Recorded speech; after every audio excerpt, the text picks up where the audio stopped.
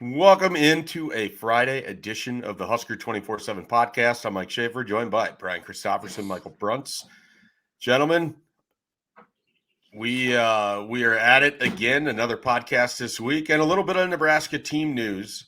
Alante Brown away from the team. Hunter Anthony has left the program. A couple guys on offense that played for Nebraska in backup roles last year. Let's just jump right into this. I think the bigger of the news, and feel free to correct me if you disagree, is about Alante Brown and Nebraska's continuing struggles to just develop high school wide receivers in this program. No Alante Brown, or at least for now, no Alante Brown. How big of a deal, Brian Christopherson? This is a guy that I know you've been pretty high on. You were high on last year, and I think you were hoping could have a good offseason with the change with the coaching staff and could maybe evolve a little bit. Yeah, I mean, I've been high on the possibilities of him. I would have to say to this point, if you're just going by what's on his resume, I don't want to act like you're losing one of your top 3 or 4 players off the roster or anything. I do think the thing you can appreciate about Alante, while he was here, and by the way, I do think this is a deal where we shouldn't close the book completely. That's sort of what I've gathered on this one. So, I mean, it's possible. I think a return could happen. I don't know that will, of course, but I think we just shouldn't shut the book completely. But I like that he was a high-end special teams guy. That was a really important thing to him. And, as far as receiver, though, they've got like 15, 16 guys in that room now, it seems like. And so I'm hopeful, even if he's not part of the mix, that they can find the right answers there. Bruntz, I'm going to throw Hunter Anthony at you. What are your thoughts there? This was a guy that Eric Shenander went out and got for Nebraska last December, pretty early in the process, even before I think they had an offensive line coach. And maybe that will explain a little bit why the rumblings of how Anthony never really kind of fit for Donovan Raiola sort of came together. That all happened before he got here. What are your thoughts, Hunter Anthony, and what does that mean for the offensive line? Yeah, I mean, I don't know. I mean, maybe with the new coaching staff, new set of eyes, maybe that looks a little bit different there. But I mean, it kind of seems to me like he was always just going to be a depth piece. Primarily when he played last year, it was kind of as a third tight end, or when they had a very specific package on offense where they were using him. And, I think that was probably where things are headed. I mean, you had Nebraska very actively searching in the portal for more offensive line depth. And, I don't know how much of the puzzle he was going to be anyways. So, I think they're probably still, even, with Hunter Anthony on the roster, they were probably a lineman or 2 short for where they needed to be numbers wise.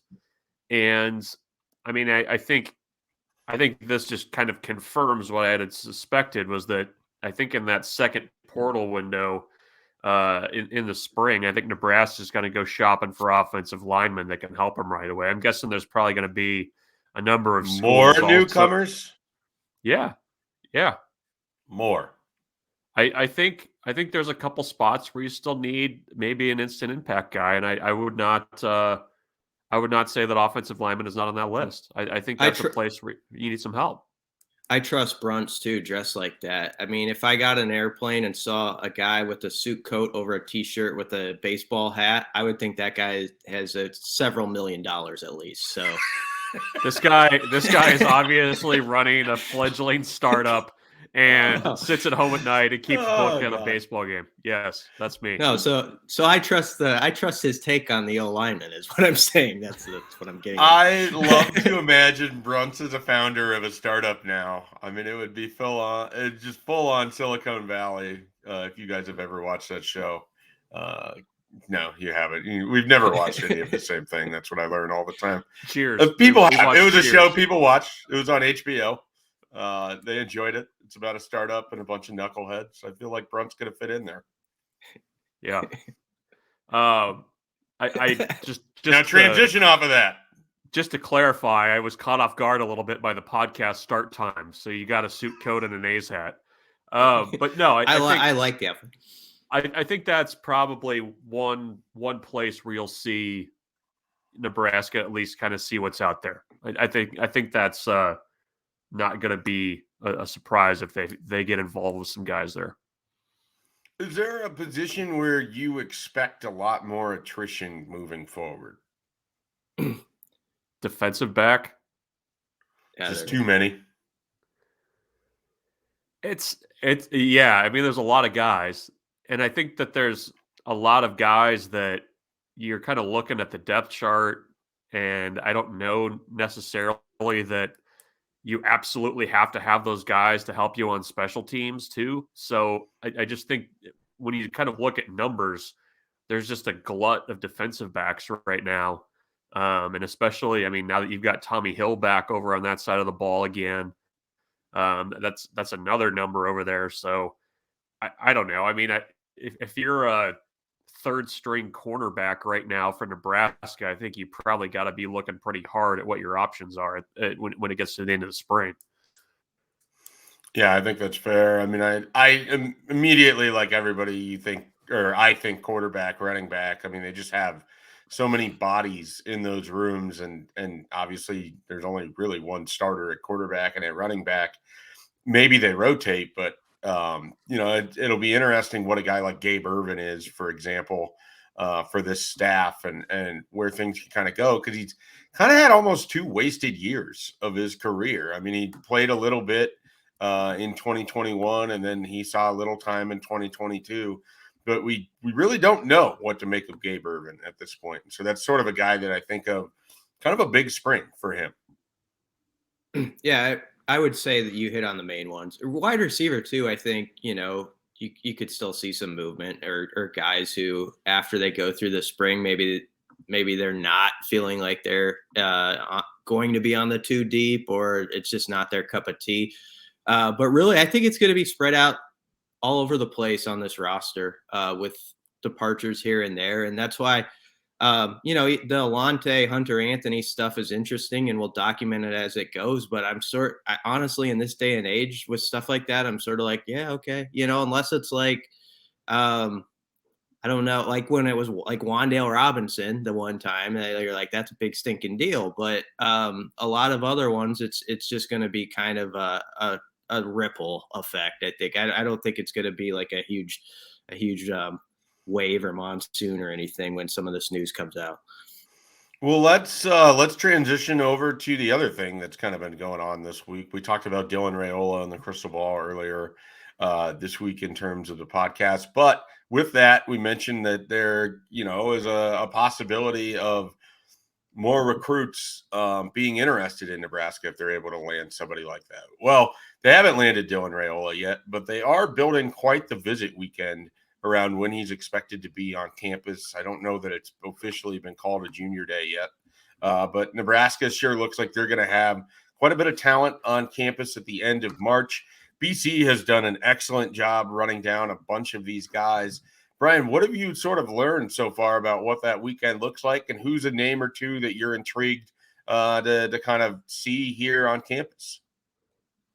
Yeah, there's a pretty interesting crew besides Raiola. I think what kind of jumps out is a couple of guys even mentioned the Raiola factor, and I think there's some level of intrigue in being kind of associated with it. I think the running back Peyton Lewis is kind of an interesting guy, not talked about as much, but he's a speed. I mean, he's got really impressive track numbers. So he's that multi-sports guy this staff loves, that proves that he can do it with his with the data on the track. He told us earlier this week he has a very busy March. He's out of Salem, Virginia, but he's planning on being here on the 24th. I think he's flying in. That's the plan as of now. Of course, this is all fluid, but we're talking about things like 5 or 6 weeks down the line. So I always try to make that clear, because we're writing about some of this stuff, or in our little bubble, sometimes it gets acted like this stuff's a week away. I mean, these guys are high school kids who could flip their plans and stuff like that. But I think Peyton Lewis is a pretty interesting back, and EJ Barthel's done a nice job on him. Grant Bricks is a good O-lineman prospect out of Iowa, who's like up to 20 offers now, and I think just got one from Ole Miss the other day. But he's the prospect that Matt Rule went and watched wrestle in late January, and he's sensed a good connection with the Huskers. And there's some guys Nebraska is going to have to really battle some top schools for to win. So you need to really set a foundation with this weekend. Like this is what we're about. Look at what's going to be happening over here. Some of these guys have been on campus, but this will be their first time in some cases to really, I think, get quality minutes with the coaches sort of face to face, without it being a camp setting or that sort of thing. So I think it can be very useful. Bruntz, we don't know quite yet because there hasn't been an event like this from this staff, but we've seen it from previous staffs. You try to have kind of a big gathering. What would be expectations in terms of, do you think this is just a normal junior day built around a spring practice? What do you think this could sort of look like as a visit weekend for the people that might be there for a day or two? Yeah, it's interesting. The timing of it. I know that Matt Rule's staff had talked about with recruits wanting them to be able to come in and see a practice and see how things are run and how they do things. I think the staff is pretty good at, generating connection. And I think that when you have highly rated recruits and elite recruits around one another, I think it kind of adds to the buzz of an event. I mean, it's a, guys are looking around and, you've got, the number one quarterback in the country over here. You've got another 5-star defensive lineman over here. Another guy over here that's got 20 offers. I mean, it kind of, I think, shows recruits the type of players that Nebraska is really recruiting right now. And that helps. With the timing of things, though, I mean, you're getting guys on campus in March. You could potentially have them back on campus a couple months later as official visitors. And I think that that's the power of an event like this is you get a chance to kind of roll out the first red carpet, make an impression with guys, and try and get them back on campus again when a lot of these guys are going to be taking official visits in the summer. So there's a lot of ground to be made up. And, I think the thing that's stood out to me and maybe kind of impressed me the most is anytime you have a new coaching staff come in, it always feels like there's like a catch-up period for that next class where you've got to really, beat the bushes, build relationships fast. You're probably a year behind in a lot of cases with some of these guys. And I think that the staff has done a good job of kind of closing that time gap. And you're seeing it based on the types of guys that, are already saying that they're going to come in and check things out. So that's notable. I think if you're a Nebraska fan too, you should definitely appreciate the fact that in a short amount of time, they added so many, almost 40 new players, but also have done a pretty good job of, kind of laying the groundwork for that 24 and 25 class too. Before we switch topics here to a different sport, Carter Nelson picked up an offer from Alabama on Thursday night. Bruntz, can you think of another in-state kid to have been offered by Alabama? I don't think Alante Dickerson ever was. I don't think Nick Henrich ever was. Malachi Coleman didn't hold the Alabama offer. He's not an in-state kid, but I mean, right across the river. Did Fedoni ever have one? I don't think so. I feel like LSU was his big offer from the SEC. So this is pretty wild to me that Alabama found Ainsworth. They found Carter Nelson. He's a freak athlete. I think he's got a ways to go as a football player, but from an athletic standpoint, he is really, really talented.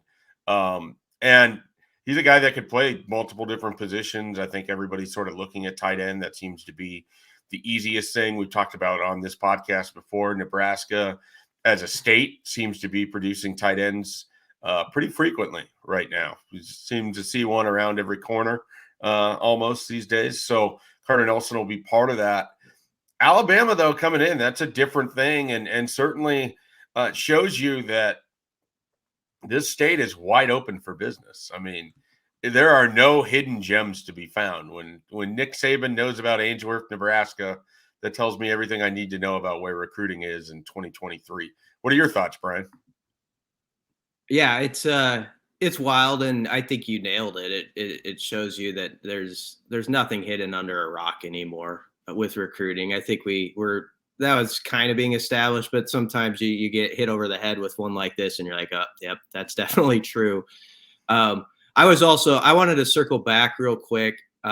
Sorry, not to interrupt the Carter Nelson discussion, but I didn't want to bury the lead because we didn't even name him. I mean, Bruntz talked about the defensive lineman, but you have the number. I think it's amazing that Nebraska could have the number 3 player and the number 1 player on campus on the same weekend in the recruiting class with Williams and Wanari out of Lee Summit North, and his teammate 25 wide receiver Isaiah Mosey. They both confirmed they're coming. And sometimes you got to stop yourself for a second and be like, that's nuts. This kind of connects to Alabama going in Ainsworth. I mean, there's certain things you got to like appreciate it and take a moment and be like, that's not something you see every day. Nebraska's got the top 2-3 recruits that should be here at the same time. You got Alabama and Ainsworth. This is going to be, when you put it all together, I think an amazing cycle. Like it's why people should subscribe, and I'll do a little selling. They should follow this minute by minute, week by week, because I think it's going to be one of the more interesting recruiting classes we've ever seen. Not just for what Nebraska's doing, but for Nebraska trying to fight for guys like Isaiah McMorris, or like at Bellevue West, like who's other, he's got a full visit plan through March and April set up. And Nebraska's going to have to battle Oklahomas and schools like that for him. And it's just really cool from a lot of different angles when you really look at this class and what's going to be happening. Yeah, no doubt about it. And as we said, I mean, Carter Nelson isn't a given. I mean, for Nebraska, I think there's other programs besides Alabama too that have the ability to come in and pull a kid like that away. And we just saw, Ben Bramer chose to go play tight end somewhere else. I do think tight end, for me, it's a little bit of they're going to have to kind of prove it, because when he last was coaching college football, Matt Rule didn't really have an offense that utilized the tight end a ton in terms of the passing game. So there could be a lot of fair question about that. Now with Eric Gilbert and Thomas Fidone, wherever their health is at and everything else, they have some interesting options for 2023 to counter that narrative. Anything else we want to get to recruiting wise before we move on here? I'd ask one question. Go ahead, Browns. I was just looking through old Alabama offers. Fidone did have one, but I'm back to 2013 and have not seen a Nebraska offer from Alabama yet. Yeah. Wow. I was just going to simply ask, which guy who do you think is going to raise their hand next? It could lead to a junior day, March 24th, 5th type question, because my answer would be there. So who do I think is going to commit? Yeah. So what's fascinating here is that they haven't had anybody yet in this 2024 class. So I don't think it's going to be anyone that conventionally you think, okay, it's leading up to this moment. It's probably going to be some random kid in Texas. It just feels like Evan Cooper is going to pull another Bryce Turner moment out of his hat, where he's just texting some kid in class and is like, "You ready to commit?" And the kid says, "Yep." And I feel like every time I think there's a planned kind of thing, like that's sort of what happens. You get a random Willie Hampton thrown in there in your March. So I'm going to take the field because I don't have an approximate name where I'm convinced that's going to be the guy that becomes the first person in the class. What about you? Ian Flint is interesting. That's who I was wondering. He's coming back for the second time that weekend. The family flies a Nebraska flag on their house. Mom and dad are alums. Sisters here throwing. I think I think if things line up well there, I think that would be the way I would go. But you think there'll be no commitment before March 26th? Yeah, I think that's where it's headed. All right, I'm gonna go opposite of that. I like that we have some disagreement. That's what you're supposed to do on these things. Embrace debate. Yeah, exactly. I was gonna say Flint too, for the reasons Bruntz said. It just feels like that one's brewing, but maybe someone's gonna pop before that. And Mario Buford's also gonna be in town. Didn't mention him, but Marquise brother, and that's one to watch too. I think that one could carry on a little longer, but Flint would be my pick. Embrace debate, and he likes dissension before he quietly just agrees with Bruntz's whole spiel. Mm-hmm. Well, he stole my answer. That's what it was. All right. Well, we'll give you the entirety to talk Nebraska basketball when we come back. We are back, and as promised, this is where Brian Christopherson will tell us about Nebraska basketball coming off of a huge win against Rutgers and having previously beat Wisconsin at home. All of it sets the stage for a very big matchup with Maryland on Sunday, the de facto Saturday for the government workers out there that won't have to turn around and go to work on President's Day on Monday. And then a week break before Minnesota comes to town in a game Nebraska absolutely has to win. BC, where are things sitting with the Husker Hoopers? Kind of fun. I mean, that's where it's at. The last couple of weeks have been sort of a joy. There's the Casey sidebar, which is just something that puts a smile on your face, the way he plays the game and the fact that he just keeps putting up 20+ point games. But that would be sort of like, yeah, that's nice if they had like won 1 out of 4, but the fact that they've put a little sprint together and now sit 13-14 overall with 3 home games in a row, you kind of look at it and say, okay, if they could get Maryland, if they could knock off Maryland on Sunday, who, by the way, just had a big win over Purdue. So, I mean, Maryland's like, I think 9-6 in the league now. So that's going to be a tough game. But if Nebraska wins that, we're talking about a 500 team. And I think you have to open your mind to something I was not even considering 2 weeks ago, is that a postseason possibility of some sort is not out the window. There's still some heavy lifting to do there. But this would be the type of win on Sunday that I think really get you talking about that, because then you look at it and they're like, okay, Minnesota the next Saturday, and you can't take that for granted, but Minnesota's at the bottom of the barrel in this league right now. Michigan State at home is going to be a tough one, and then at Iowa to finish. But you win Sunday, and there's a very real chance they would be favored to be 15-14, considering they could beat Minnesota going into the last couple of games. And, I mean, 3 weeks ago, would you guys thought this could be a team that could have a winning record? Possibly. No, I don't think so. So that's what's been something. Yeah, I mean, if they go 3-1 down the stretch, they assure a non-losing season, essentially, unless they were to get into the NIT. They assure a non-losing regular season, I suppose, because if you lose in the Big Ten tournament in the first round, I think they'd be 16-16 at that point, if my math is correct. Yeah, they would be. So I think that in itself is a giant win. I mean, I've said this, before the season, the barometer I've used for Fred Hoiberg every year is I'd like to see Nebraska not play on that first Wednesday in the conference tournament. And the difficulty, as you look at the Big Ten this year, it is such a pileup. It's very difficult for Nebraska, who's having a nice year, to get out of that first day, because outside of Minnesota and essentially Purdue, who just lost to Maryland, everyone else is sort of bunched in that middle of like 5 to 9 wins, right, Brian? It's a mess in there. It could be tricky, even if they win like 2 out of the last 4. Even if they won 3 out of the last 4, I don't know that they get. It doesn't get them out. No, I don't think it would. Wisconsin and Penn State sort of both won during the middle of the week, which kind of kept Nebraska from gaining there. You know what, though? I don't think it's the worst thing in the world.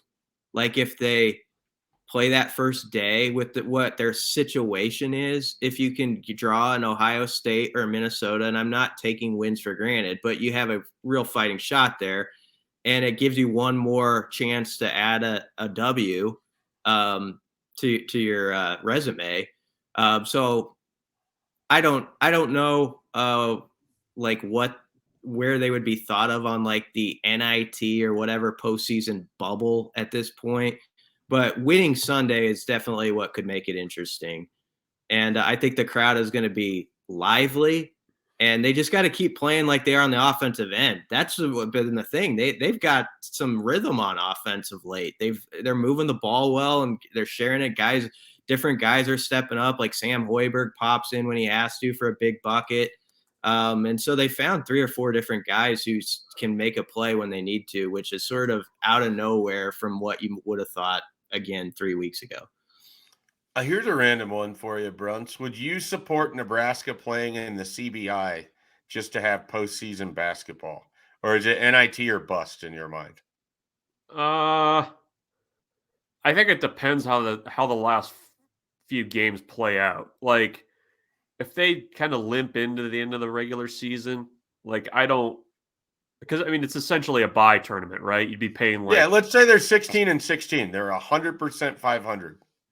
I think they would be a strong NIT candidate at 16-16. I mean, when you look at the way that their schedule's gone, where they played like 13, 14 quad 1 games, something like that. They played a ton of quad 1.